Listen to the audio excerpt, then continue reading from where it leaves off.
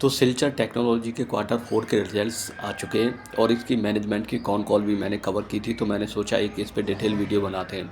तो basically Silchar technology करती क्या है, ये ट्रांसफार्मर मैन्युफैक्चरिंग में डील करती है। तो 5,000 करोड़ का मार्केट कैप है कंपनी का। रिटर्न ऑन इक्विटी ROCE दोनों ही 50 से ग्रेटर देन है। प्राइस टू अर्निंग 36 का है और कंपनी के पास कोई डेट है नहीं है। तो फंडामेंटली ये कंपनी काफ़ी स्ट्रॉन्ग है। तो ट्रांसफार्मर इंडस्ट्री की अगर मैं बात करूं तो इंडिया में 10 से 12% का CAGR है और एक बहुत अच्छा स्कोप है यार।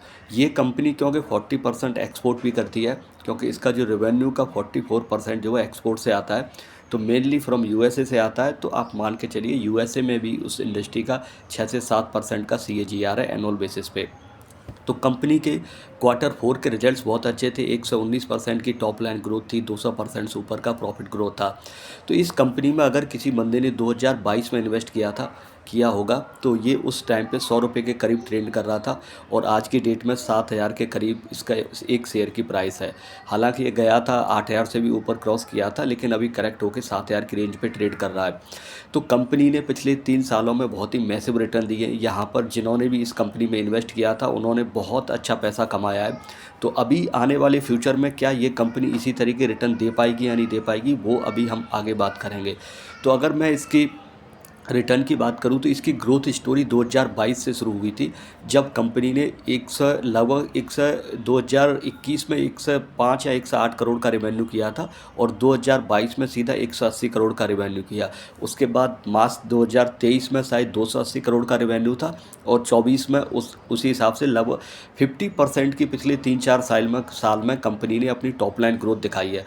तो जो कंपनी 50% के हिसाब से चल रही थी, तो अभी आप देखेंगे क्वार्टर फोर में मैनेजमेंट की जो कॉल हुई है तो उन्होंने ये कहा है कि उनकी जो रेवेन्यू गाइडलाइन है 2026 के लिए वो 750 करोड़ की है, जो कि 20 से 25% की ग्रोथ आती है यहाँ से निकल के। तो ये थोड़ा सा एक्सपेक्टेशन से बिलो है, क्योंकि जो कंपनी 50 से ग्रेटर की ग्रोथ दिखा रही थी वो अब 20 से 25% के हिसाब से ग्रो करेगी। तो अभी केपेक्स को लेकर उन्होंने कुछ बताया नहीं है। उन्होंने बोला कि अपने एक्सपेंशन के जो भी प्लान है वो 15 से 16 महीने में फाइनलाइज करेंगे। तो यहाँ पर ये देखने वाली बात रहेगी, अगर मैं इसके क्वार्टर फोर की जो अभी ग्रोथ आई है अगर इसी मोमेंटम को बनाए रखता तो जो रेवेन्यू गाइडलाइन है वो 920 से लेकर 920 के करोड़ होनी चाहिए थी।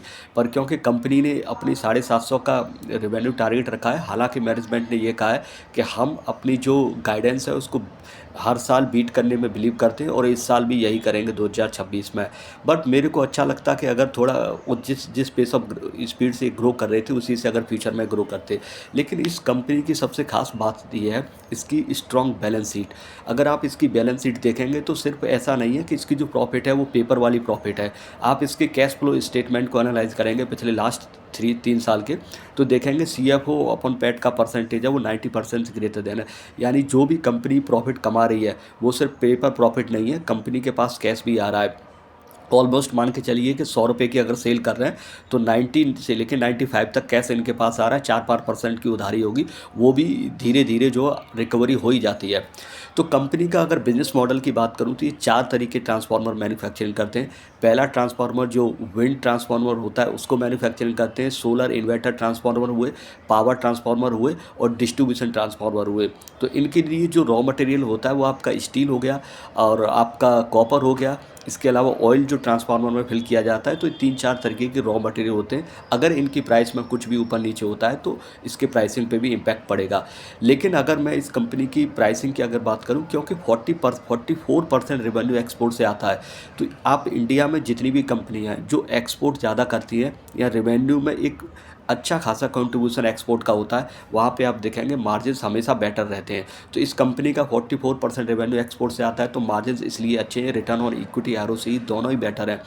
तो बैलेंस शीट स्ट्रॉन्ग है, ऑलमोस्ट डेट फ्री कंपनी है। तो फंडामेंटली इस कंपनी में कुछ भी गड़बड़ नहीं है।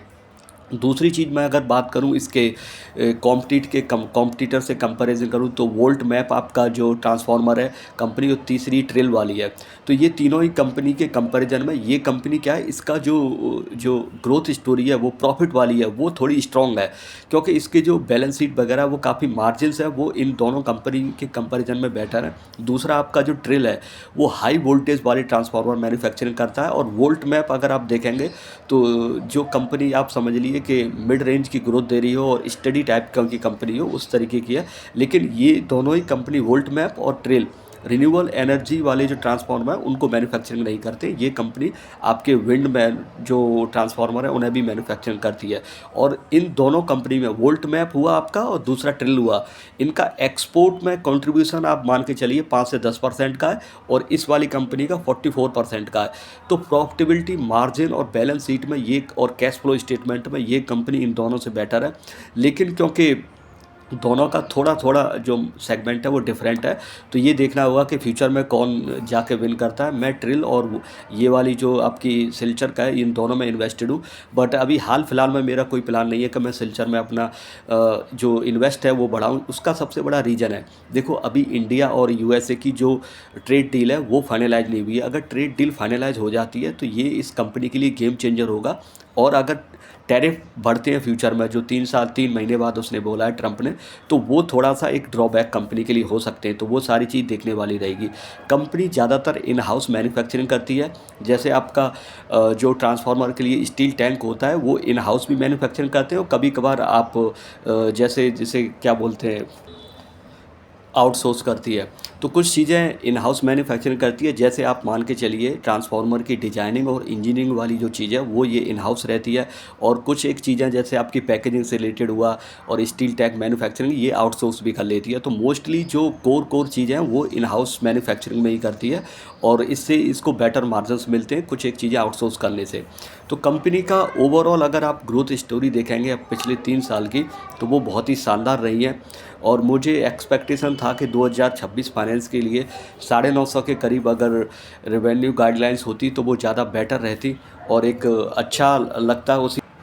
पर देखना है कि किस तरीके से 2026 में परफॉर्म करती है। 920 या 950 की रेवेन्यू गाइडलाइन नहीं है, तो उस हिसाब से ग्रोथ नहीं आएगी जो अब तक पिछले 3 साल में आ रही थी। तो आप अपने रिस्क और एपेटाइट के बेसिस पे कंपनी को देख सकते हैं।